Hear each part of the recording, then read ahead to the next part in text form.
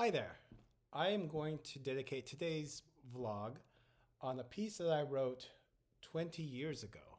It's a choral piece for SATB choir and piano, setting the words of the prayer of St. Francis. And this piece I'm going to program into the next program year for All Saints at All Saints Episcopal Church in Riverside around St. Francis, the Feast of St. Francis. So I was going to kind of go over the inspiration of the music of this piece.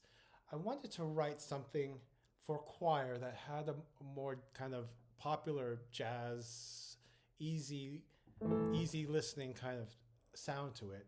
So there are two elements that you will hear in this piece that I wrote.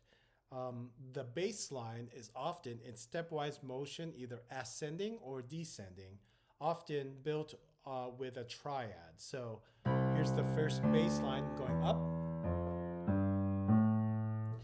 And on each of those notes, we have, I built a triad.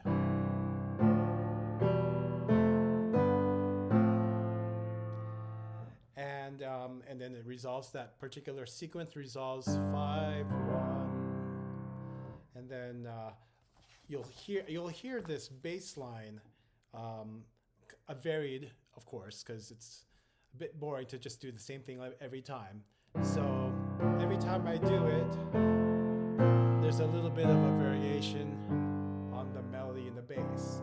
Sometimes I'll start up here, and then it'll go the opposite way. So it'll be descending at that point.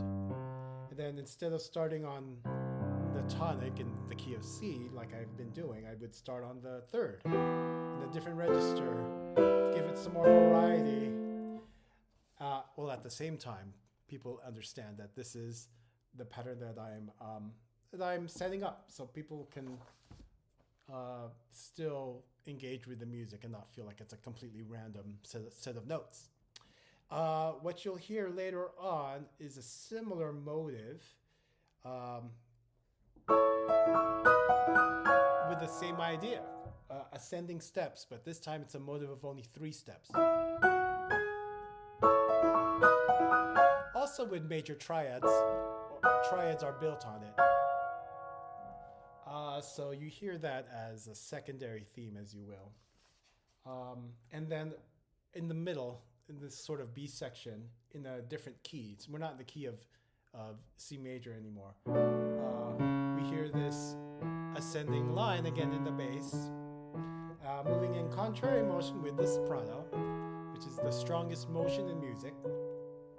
And it becomes this kind of ostinato, kind of this progression that just gets repeated over a melody that you'll hear. This comes back, that 3-chord motive. Then you'll hear, again, different chords as we go up the scale in the new key. And then we eventually go back to C major at the fulfillment of the prayer there.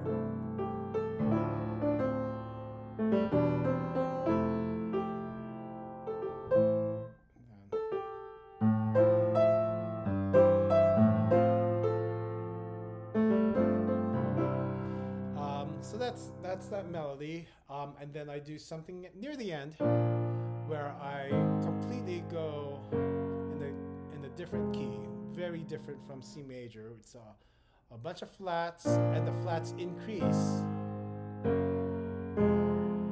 until we're essentially as far as you can go away from C major. But I keep the melody in the right hand all on white keys, all in the key of C. It doesn't sound so concordant because of the spacing. Essentially, these notes up here that I'm going to be playing, this pentatonic melody, fits in certain fits ultimately with these foreign chords because they're so spaced far apart.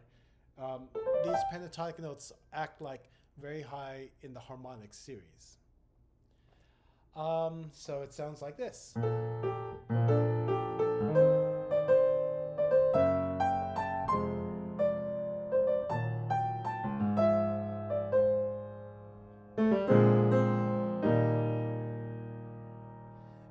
becomes a little bit like a deceptive motion towards kind of an unexpected key. Not completely unexpected, but it kind of finds its denouement in the key of C. So that's one element, is this stepwise motion in the bass that I continue to use as a unifying element in the music. The other thing that I was fascinated harmonically is this chord, which if you can hear that chord, it's a dominant chord with an added, well, 11th really, if you're thinking tertially. It's the 11th, sus4, you could say. There's an added 9th there too.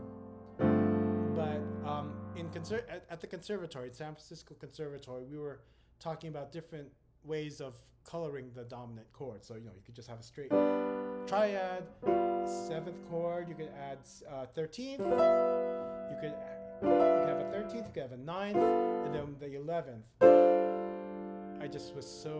I know I've heard that chord many times, but in that particular voicing, I just was so enamored by it that I just wanted to go back to that chord as a cadential chord. Actually, yeah, you could speak of this as a F, a G, G, D underneath an F major chord. So like a 4 chord with a G with a 5 bass. Anyway, that's I find that to be a very fun chord. And I use this chord a lot. I use that at the end, right? That chord, and then this chord you'll hear. So it's about keeping that tonic chord and coloring it with different harmonies underneath that I find so cool in this at that time when I was composing, that I just wanted to explore. So what I've done is I've sung through it. I'm able to sing through it as a soloist, but this is originally conceived for choir, 4-part choir, in a sort of an easy gospel style. So I hope you enjoy the Prayer of St. Francis.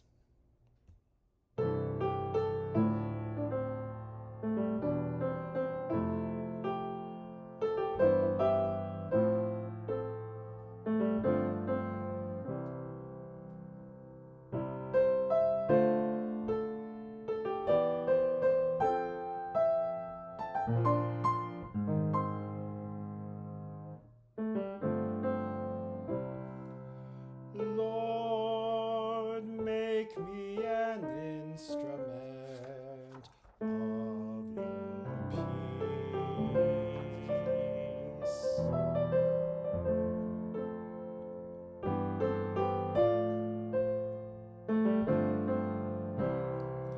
Where there is hatred, let me so love. Where there is injury, pardon.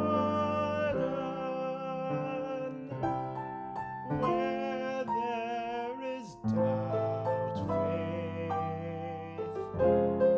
Where there is despair, hope. Where there is darkness, light. Where there is sadness, joy.